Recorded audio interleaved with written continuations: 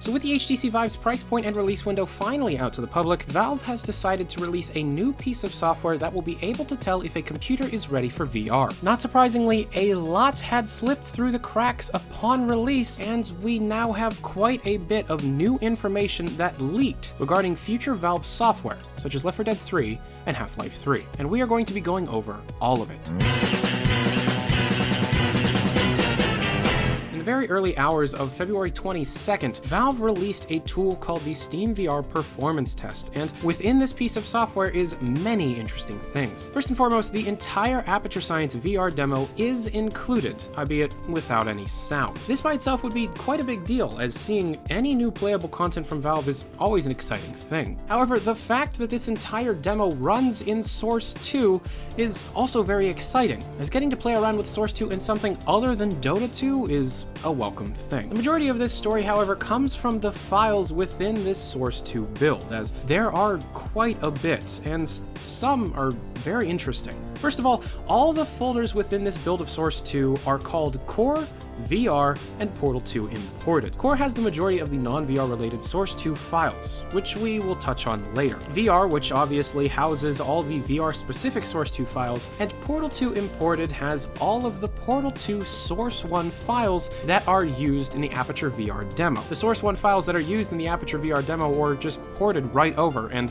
aren't very different at all. Now, within a folder called Tools within this build of Source 2, there is a file that references these folders, along with two others, Left 4 Dead 3 and Half-Life 3. Digging deeper into the files reveals many strings referencing Half-Life, Half-Life 2, and Half-Life 3. For example, within the RTTI or runtime type information, there are references of Half-Life 3 once again having a quest system, with certain lines reading C info quest dialogue, C point quest goal, and C NPC quest citizen, only within the Half-Life 3 branch. Digging into the client and server DLLs gives a wealth of information, including references to many Half-Life things. However, it appears that Source 2 actually uses Half-Life 2 as a standard base, and Valve almost did a copy-paste job of the Half-Life 2 base from before directly into Source 2, as the majority of the files within the engine itself are direct ports of everything already seen within Half-Life 2. However, comparing the strings already found within the Source 1 build of Half-Life 2 to the build of Source 2 brings many variations and brand new strings that had not existed within Half-Life 2 at all, such as references to quest citizens and a crowbar zipline, along with a special grenade called HL3 spy grenade, which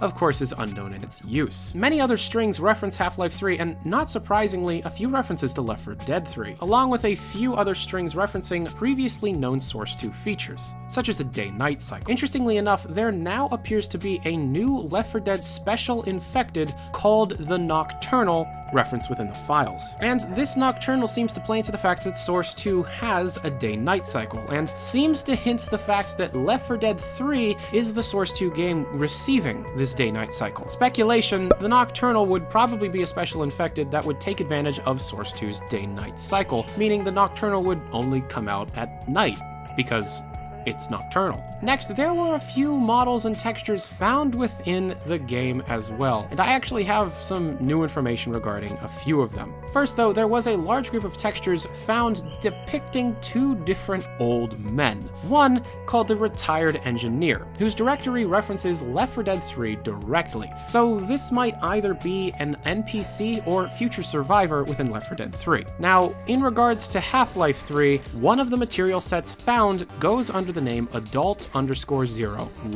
Now, to tell you the truth, I was sent this material set last December, and I was told not to show it to anybody, but seeing now that it has leaked, I can now tell everyone that the anonymous source that has given me this material folder back in December, and had also told me about almost everything that had leaked today and yesterday, has confirmed that this material set, the Adult_01, is in fact from Half-Life 3. It is unknown what the role of the character seen here would be in Half-Life 3, whether it would be an important character or just a random NPC. Once again, the role of this character is unknown, but I can confirm that yes, this is from Half-Life 3. Now, there is much more leaked today, including many development maps. Now, these maps range in style quite a bit, and it kind of reminds me of digging through the old WC map pack. The map, in my opinion, that is most important goes by the name test_demo_cockpit, and it appears to be a test for some sort of spaceflight mechanic. And from the looks of it, this seems to be at one point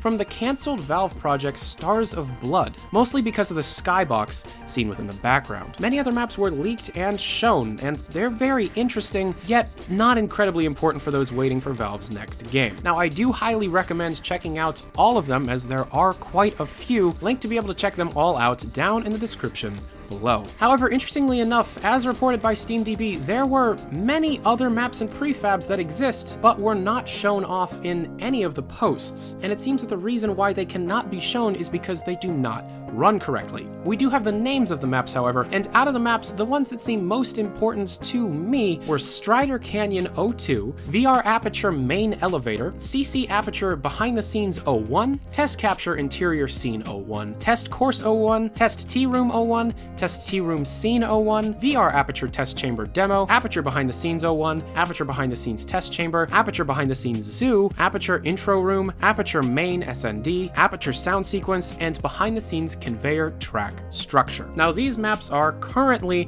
unable to be played or seen. However, in the future, I would expect them to be fixed up, at least a little bit, and they seem to be telling a couple of different stories. Now, obviously, Strider Canyon 02 has something to do with Half-Life, and once again, the anonymous source that has tipped me off about the materials folder has told me that this map at one point was a Half-Life 3 test map. However, even when it did work, it was incredibly broken and missing almost every single asset. So even if it did become workable, it wouldn't be anything to look at. Now, that is pretty much all the information I have on everything that leaked today and yesterday. If you have any questions or you have any concerns or anything that you would like to know about the different things that exist right now, feel free to leave a question in the comment section below or in my email, which is always the first thing in the description down below. If I, in fact, get a hold of any of the other files, or if any of the other files become workable, playable, or explain anything else related to Valve's development of software or hardware, it will be reported here. So be sure to be subscribed if you are interested in the development of anything related to Valve, as that is what I do here. Thank you very much for watching. If you have any questions, comments, concerns, or criticisms, feel free to leave them down in the comment section below, or my email, once again, the first link down in the description below. Thank you very much for watching. I'm Tyler McVicker. This is Valve News Network. Have a good day. Adios.